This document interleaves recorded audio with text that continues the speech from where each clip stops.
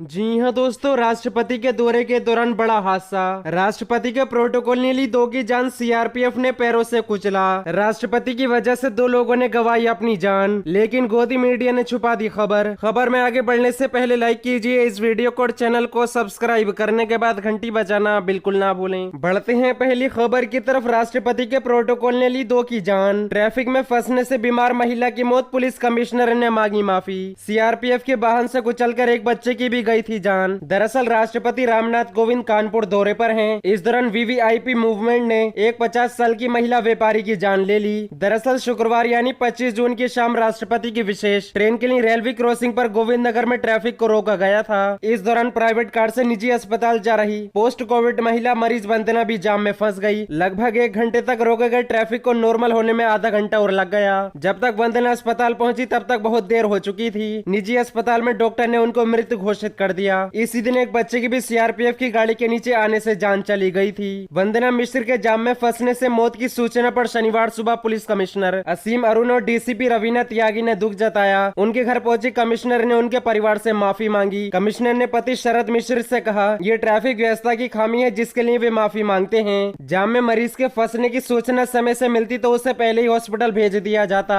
वंदना के अंतिम संस्कार के दौरान पुलिस कमिश्नर डीसीपी के अलावा डीएम आलोक तिवारी भी भैरव घाट पर पहुंचे थे। पुलिस कमिश्नर ने दरोगा समेत 3 सिपाहियों को निलंबित कर दिया है। वंदना के परिजनों ने बताया कि करीब 2 महीने पहले कोरोना से ठीक होने के बाद से वंदना की तबीयत ठीक नहीं थी। काफी वजन कम हो जाने के कारण उनको कमजोरी रहती थी। शुक्रवार सुबह हालात ज्यादा खराब होने पर एक निजी अस्पताल में इलाज के लिए उनको ले जाया गया था। शाम को फिर अचानक तबीयत बिगड़ने पर जब वे घर से निकली तो गोविंद नगर रेलवे फ्लाईओवर पर ट्रैफिक जाम में फंस गए। राष्ट्रपति की स्पेशल ट्रेन गुजरने की वजह से सभी रास्ते बंद कर दिए गए थे। वंदना इंडियन इंडस्ट्रीज एसोसिएशन की अध्यक्ष थीं। वे लगातार 7 साल तक आईआईए चैप्टर कानपुर की जनरल सेक्रेटरी भी रहीं। अपनी मेहनत से वंदना ने घरेलू किचन मसाला बनाने की फैक्ट्री खड़ी की थी। महिला व्यापारी ममता शुक्ला ने बताया कि समाज सेवा से लेकर महिला उद्यमियों को आगे बढ़ाने में वे लगातार सक्रिय रहती थीं। महिला कल्याण के लिए उन्होंने जरूरतमंद महिलाओं को नौकरी देने को हमेशा वरीयता देने का काम किया। घटना की सूचना मिलते ही राष्ट्रपति कोविंद और उनकी पत्नी सविता कोविंद ने दुख जताया।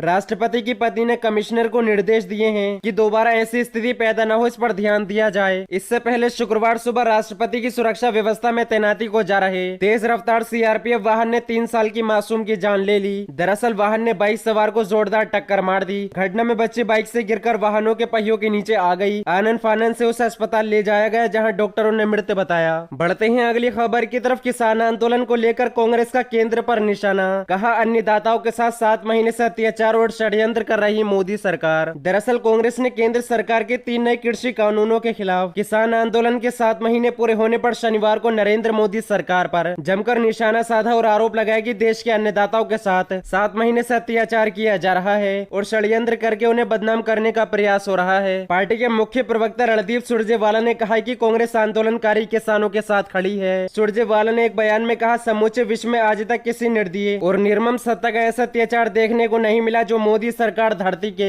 भगवान कहे जाने वाले अन्नदाता किसानों के साथ लगातार 7 महीने से कर रही है। ये सरकार कभी उन पर लाठी बरसाती है, कभी उनकी राहों में कील और कांटे बिछाती है। किसानों को मोदी सरकार कभी आतंकी कभी खालिस्तानी बताती है। उन्होंने कहा, कांग्रेस पूरी प्रतिबद्ध और दृढ़ता से देश के किसान भाइयों के साथ खड़ी। आज होने वाले किसानों के शांतिपूर्ण प्रदर्शन का पार्टी पुरजोर समर्थन करती है। कांग्रेस महासचिव ने दावा किया, एक तरफ सरकार कह रही है कि किसानों को 6,000 रूपए प्रतिवर्ष सम्मान निधि देकर हम किसानों की सहायता कर रहे हैं, मगर दूसरी ओर मोदी सरकार ने गत 7 वर्षों में डीजल की कीमत 55 रूपए 49 पैसे प्रति लीटर से बढ़ाकर आज 88 रूपए 65 पैसे कर दी है। उन्होंने सवाल किया कि उच्चतम न्यायालय में सरकार ने झूठा शपथ पत्र नहीं दिया कि किसानों से चर्चा करके तीनों काले कानून लाए गए हैं, जबकि सूचना के अधिकार के तहत दिए जवाब में सरकार ने स्वीकार किया कि कानून लाने से पहले किसानों से चर्चा के कोई प्रमाण मौजूद नहीं है। सुरजेवाला ने यह भी पूछा, क्या जब 3 काले कानून लागू किए गए तभी सही सरकारी अनाज मंडियां लगातार बंद करनी जारी नहीं है? क्या किसानों को मंडियों से बाहर देश में कहीं भी अपनी फसल बेचने की आजादी नहीं? अगर ये सही है तो फिर 3 खेती विरोधी काले कानून की क्या जरूरत है? कांग्रेस नेता ने आरोप लगाया, सरकार किसानों के खिलाफ षड्यंत्र कर उन्हें धक्का दो और भगा दो, प्रताड़ित करो और परास्त करो, बदनाम करो और फूट डालो की नीति पर काम कर रही है। गौरतलब है कि केंद्र के 3 नए कृषि कानूनों के खिलाफ प्रदर्शनकारी किसान पिछले साल 26 नवंबर से दिल्ली की सीमाओं पर डेरा डाले हुए हैं। वे इन तीनों कृषि कानूनों को रद्द करने और फसल के न्यूनतम समर्थन मूल्य एमएसपी की गारंटी देने के लिए एक नया कानून लाने की मांग कर रहे हैं। इन विवादास्पद कानूनों पर बने गतिविरोध को लेकर हुई किसानों और सरकार के बीच कई दौर की बातचीत बेनतीजा रही। बढ़ते हैं अगली खबर की तरफ। 2022 की तैयारी में जुटी ममता बनर्जी। सीएम बोली 370 हटा, मोदी सरकार ने करवाई बदनामी। दरअसल बंगाल चुनाव में बीजेपी को करारी शिक्षा देने के बाद ममता बनर्जी अब लोकसभा चुनाव 2022 की तैयारी में जुट गई हैं। सीएम ममता बनर्जी ने जम्मू कश्मीर से 370 हटाए जाने को कश्मीरियों से उनकी आजादी छीनना करार दिया। ममता बनर्जी ने कहा कि मोदी सरकार ने जम्मू कश्मीर से आर्टिकल 370 हटाकर देश की बदनामी कराई है। इस फैसले से देश को कोई भी लाभ नहीं हुआ है। पश्चिम बंगाल की मुख्यमंत्री ममता बनर्जी ने दावा किया, भाजपा नीति केंद्र सरकार द्वारा जम्मू कश्मीर का पूर्ण राज्य का दर्जा समाप्त किए जाने से देश उसी तरह शर्मसार हुआ है जिस तरह कोविड-19 टीकों के मुद्दे से हुआ है। ममता बनर्जी ने जम्मू कश्मीर के अनेक राजनीतिक दलों के नेताओं की नई दिल्ली में प्रधानमंत्री नरेंद्र मोदी के साथ बैठक की पृष्ठभूमि में ये बयान दिया। उन्होंने संवाददाताओं से कहा, मुझे इस बैठक के बारे में कोई जानकारी नहीं है, मुझे इस बैठक का एजेंडा तक नहीं पता। टीएमसी अध्यक्ष ने कहा कि जम्मू कश्मीर का पूर्ण राज्य का दर्जा समाप्त करने और इसका विभाजन करने से देश को किसी भी तरह मदद नहीं मिली। केंद्र सरकार ने 5 अगस्त 2019 को अनुच्छेद 370 के तहत जम्मू कश्मीर को प्राप्त विशेष दर्जे को समाप्त कर दिया था और उसे 2